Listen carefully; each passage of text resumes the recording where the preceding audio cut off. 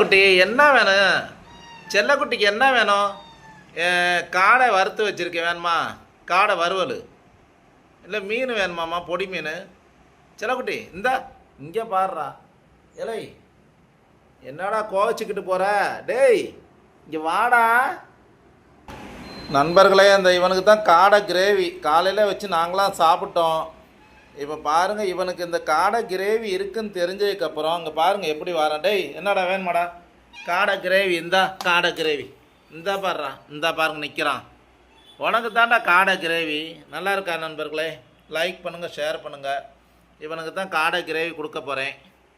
இந்த ஒருத்தன் குட்டி பைய கொஞ்சம் பெரிய ஆள் ஆக்கியிருக்கான் நண்பர்களே. குட்டி பைய இந்த இவனுக்கு பாருங்கள் நண்பர்களே, காடை கிரேவி. டேய் சாப்பிட்றியா? இந்தா பாருங்கள் நண்பர்களே, பிளாக்கி இந்தா கொஞ்சம் பாருங்க. உனக்கு காடை கிரேவி இந்தா இருக்குடா, காடை கிரேவி. செல்லக்குட்டி இந்தா சாப்